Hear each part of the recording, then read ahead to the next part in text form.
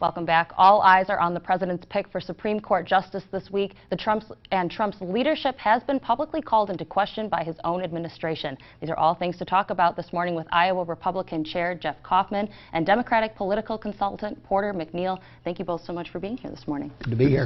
Thank you. So we're going to jump right in. So the nation has been keeping a close eye on Brett Kavanaugh's confirmation hearing over the past several days. The president's nominee for Supreme Court justice is in the hot seat, facing tough questions from senators and an unexpected twist when confidential documents were released that was first reported by the New York Times and to the public. Dating back to Kavanaugh's time as an aide for George W. Bush, the documents sparked a heated debate and have called into question Kavanaugh's stance on major topics. What do you think about the release of these documents? Do you think they should have been released? Well, you know, I think it's the process is one that needs transparency to create confidence in these hearings. And I think that this is a lifetime appointment. This is a job interview for a lifetime appointment, which is a serious matter. And if I were applying for a job and my future employers didn't know about 1,000 or 10,000 emails that may or may not be relevant to the job that I'm seeking, I think that's a matter of concern. And that's not a Republican or Democrat point of view. It's confidence in the process. And so I think that is a reason to let the public know that on those issues that may come before the court, it's good to know the values of that individual. And the values can be seen through past emails and statements and memos. So I do think it's relevant to have some of that out for the public. Mm-hmm. First of all, there's not a lot of drama in the outcome here. 10 of the Democrats in the committee have already publicly stated before the committee's even finished that they're going to vote no. And to be fair, the Republicans, there are many of the Republicans who have said they're going to vote yes. There's a little bit of theatrics here. Senator Booker is not a big secret. He's running for president in 2020. Those documents were on their way to being released.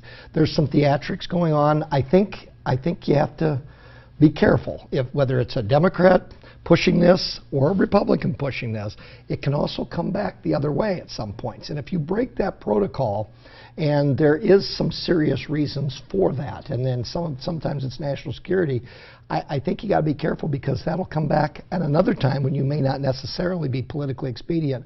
But to be honest with you, I see, since many of the senators have already said how they're going to vote, I really see this as Senator Booker's first foray into presidential politics, to be honest with you.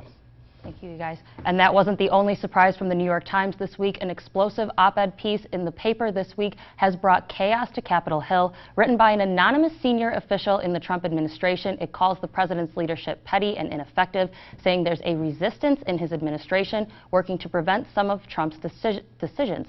A day before that, reports about a book, Fear, by Bob Woodward of The Washington Post, highlighted similar claims of the president being blocked by his own administration. What do you guys think about these publications? Well, I'm a swimmer, and we're in uncharted waters. This is unprecedented. What is going on? These comments are not coming from Hillary Clinton supporters or from Democrats. They're coming from Republicans within the White House. So I think it's very troubling that the main point is it's troubling that people have these views who are working closely with the president. I worked in state government for almost 10 years. If I felt that way about the people I was working for, I would leave. And so I think that they probably owe it to the American people, if they feel that strongly, to step out of the White House and put their names on the documents. I believe that. But the most important point is that we have such a lack of confidence in the White House, and it's creating chaos. It's every day is like a tornado around the White House, and I think somebody's got to get a hold of that office and create more stability. It's troubling. You know, if you felt that strongly, you wouldn't be saying anonymous. And anonymous could be a lot of things. It could be someone that interacts with the president. It could also be a clerk that rarely sees the president and likes to have a foray or likes to have a favor that they can check in from the New York Times. I agree, if they feel that strongly and want to have that conversation, they would actually further their own agenda a lot more if they would put their name on it. In terms of what we've heard, this is not the first time. These tell-all kinds of op-ed pieces or tell-all kinds of books, we've been seeing those from presidents. Here's the bottom line. The palace intrigue is all fine and well. I actually think the American people in 2020 are going to take a look at results. I think that's what's most important. But I think I have some agreement with my Democratic Democratic friend here, I definitely think that there needs to have this conversation. There needs to be a real name behind it. Thank you, you guys. So there is an ongoing debate surrounding the content as we see on Facebook and Twitter, raising concerns about bias, foreign interference in elections, fake or false content, and more. As the social media giants continue to be looked at under the microscope, senators are now saying it's not if but when they will see regulations. But we don't know what those regulations will be yet. Do you think that the U.S. government should be able to imply regulations on social media? Well, Senator Mark Warner said it best. I think he was presiding over one of the Senate hearings on this, and that is that these large social media operations, Twitter, Facebook, were totally unprepared in the global marketplace of the sinister kind of motives from the Russians and others trying to hack and trying to incite violence on using the social media platforms. So our social media platforms he called like the Wild Wild West, because they really have not been regulated. They need, first of all, the corporations need to do better internal security checks, but also it may lead to more regulation because of the consequences.